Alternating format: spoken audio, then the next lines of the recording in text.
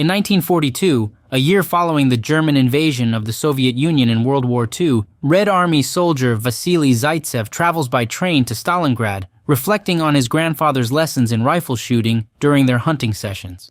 On board the train, alongside him, are numerous soldiers and civilians, including Tanya, whom Vassili notices but refrains from conversing with. During the journey, the civilians disembark, while the soldiers are deployed into the heart of the Battle of Stalingrad. Required to embark on a boat to reach the front lines, they are subjected to enemy bombardment and gunfire as they approach. Witnessing fellow soldiers falling, some attempt to escape into the water, only to be executed by their superiors for desertion. Upon arrival at the docks, only half of the soldiers receive rifles. The rest are handed bullets and instructed to follow their armed comrades. Forced into a perilous formation, the Germans easily overpower the group. Vassili, armed with bullets, narrowly survives the onslaught by lying low and feigning death. Any attempts at escape are met with friendly fire, as soldiers are branded cowards and traitors. The area becomes a landscape of lifeless bodies until a car attempts to navigate through. Struck by a tank shell, the car overturns, and Commissar Danilov emerges, seeking refuge in a fountain by posing as one of the deceased. As a passing German contingent shoots at the bodies to ensure no survivors, Danilov evades detection. He acquires a rifle from a fallen soldier and tries to target enemy troops in a nearby building, only to realize the weapon is empty. Danilov discovers he is not alone in the fountain. Vassili has been concealed there as well. He appeals to Vassili for his rifle, intending to load it with the bullets he had been provided. Vassili also advises him to wait for an explosion before shooting to avoid detection. However, due to Danilov's limited experience with weapons as a political commissar, he concedes the rifle to Vassili. As another car transporting soldiers arrives, Vassili positions himself behind a hole on the fountain wall. As soon as he hears an explosion, he methodically eliminates each German soldier with precise headshots. Hours later, following their rescue and return to headquarters, Danilov prints a series of pamphlets recounting Vassili's heroic feat. Several days thereafter, Chairman Nikita Khrushchev arrives in Stalingrad to oversee the city's defense. Stalingrad represents Stalin's authority, making its preservation imperative. Enraged by another loss, Khrushchev demands morale-boosting suggestions from his subordinates. However, most soldiers merely reiterate the same ineffective tactics used for years. Danilov, on the other hand, proposes a novel approach. Instead of punishment, they should instill hope by creating an inspiring hero. Danilov's innovative idea is endorsed, leading to his promotion to senior lieutenant. Vassili's visage now graces newspapers, depicting him as an exemplar to be emulated. He too garners promotion, ascending to the sniper division.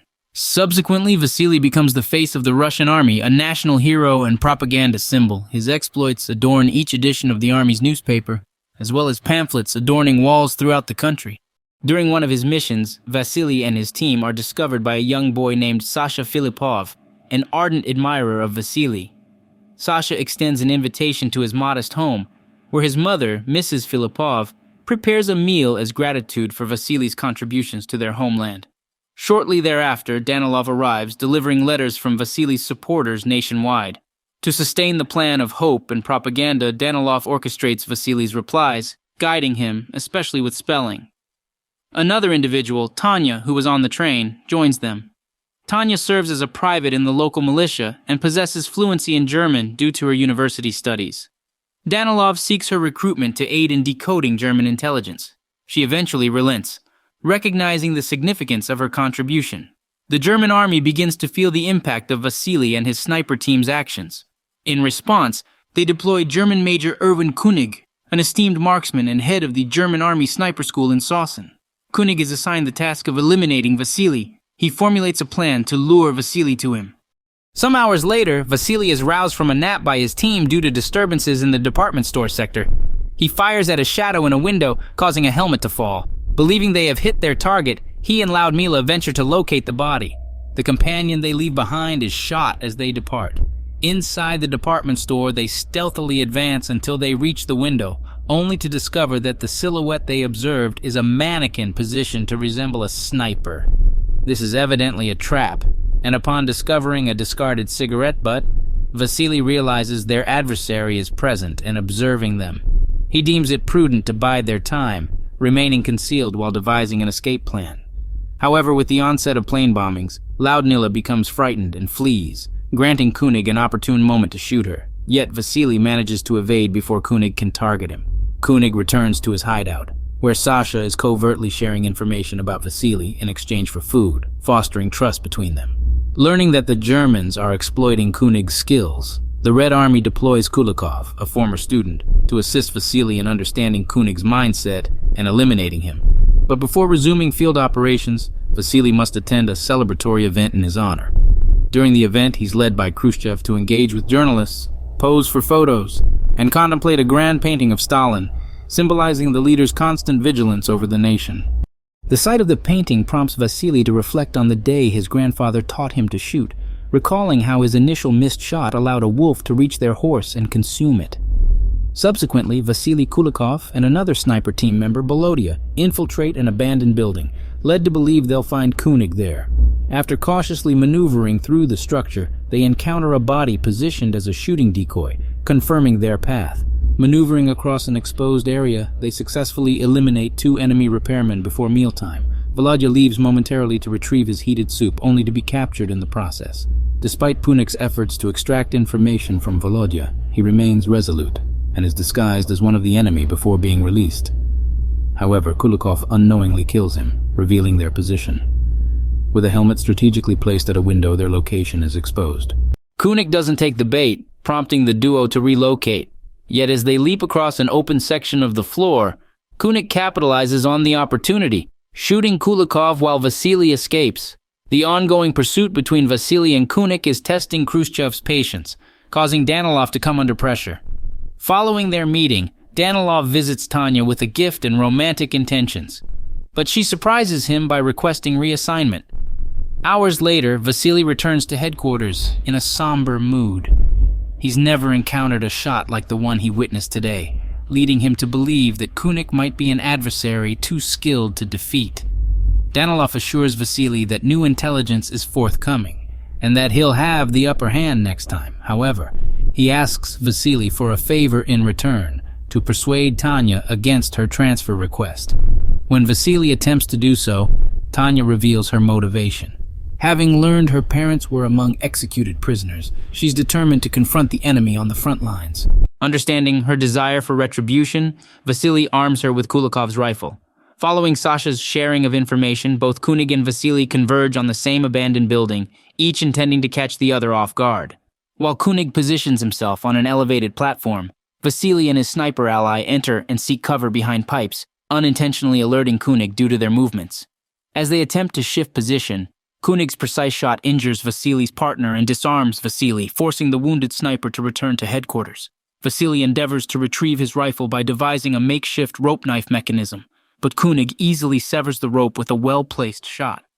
A passing German aircraft drops bombs, shattering the glass roof, and some shards cascade before Vassili, inadvertently revealing his face to König. Meanwhile, at headquarters, Danilov tries to persuade Tanya to channel her skills into the intellectual arena rather than combat. Their conversation is disrupted by the returning wounded sniper, recounting the events. Tanya is resolute in her determination to aid Vassili and retraces his steps through the pipe network. Vassili, spotting her, instructs her to remain still and follow his plan. Employing a shard of glass, much like König had done, he guides Tanya in manipulating another piece of glass to reflect light, momentarily blinding König. This opening enables Vassili to reclaim his rifle and wound König's hand with a well-aimed shot. Upon their return to headquarters, Vassili and Tanya partake in a celebration of survival with fellow soldiers, and their camaraderie blossoms into an intimate encounter within the communal bedroom. The following morning, Vassili beseeches Danilov to cease writing about him, expressing his desire to fight as a regular soldier. Danilov counters by presenting Sasha, showcasing the boy's pride in obtaining intel from König. Overwhelmed by Sasha's hopeful gaze, Vassili acquiesces, allowing Sasha to lead him to König's anticipated location. Vassili conceals himself among the fallen bodies, awaiting König's appearance. However, he succumbs to fatigue and falls asleep during the wait. When König finally spots him, poised to take the shot, an opportunistic looter intervenes, shifting Vassili's body and pilfering his belongings. The looter is apprehended by the German army, who find Vassili's ID, leading them to believe he's deceased. König disputes this conclusion but is dismissed nonetheless. Unwilling to return home while uncertainty lingers, König engages Sasha once more, divulging his suspected next location. In the Russian headquarters, Khrushchev learns of the Germans propagating news of Vassili's demise and confronts Danilov, whose skepticism prevails. Khrushchev is indifferent to the veracity of the situation. He urges Danilov to utilize his writing skills to reassure the public that all is well. Subsequently, Danilov attempts to discuss the possibility of Tanya visiting his home.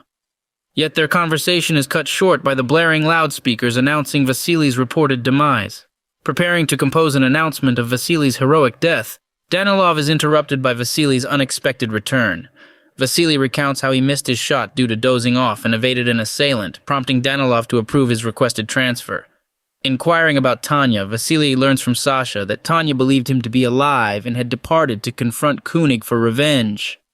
Danilov and Vassili rush to the station to rescue her, culminating in a passionate kiss between Vassili and Tanya, sparking Danilov's intense jealousy.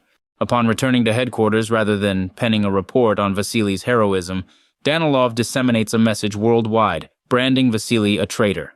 Unbeknownst to them, König witnessed their interaction at the station, solidifying his suspicions about Sasha's information sharing. König seizes Sasha, hanging him as bait for Vassili. Tanya, mistakenly believing Sasha is deceased, almost falls into the trap, but Vassili intervenes, urging her to refrain. They strategize and agree on a plan. While Vassili pursues König, Tanya appeals to Danilov for assistance. Together they secure a special pass from Mrs. Filipov, persuading her to leave the country for safety. During their journey to the boat, an explosion injures Tanya. Danilov momentarily assumes her demise and departs, but Mrs. Filipov's persistence and resourcefulness secure Tanya's passage as her daughter. Vassili and König engage in a tense standoff, each concealed in their hiding places. Unexpectedly, Danilov appears alongside Vassili, believing he has nothing left to live for after Tanya's supposed death, and in the loss of faith in humanity.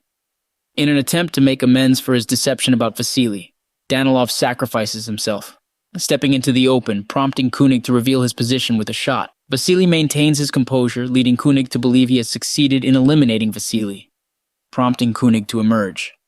In a swift move, Vassili confronts König, who accepts his impending fate, removing his hat. After eliminating König, Vassili retrieves his rifle and positions it beside Danilov's body. 2 months later, following the German surrender, Vassili receives a letter from Tanya, confirming her survival and care at a field hospital. Once the city is deemed safe for travel, Vassili ventures to the address provided in the letter, reuniting joyfully with Tanya.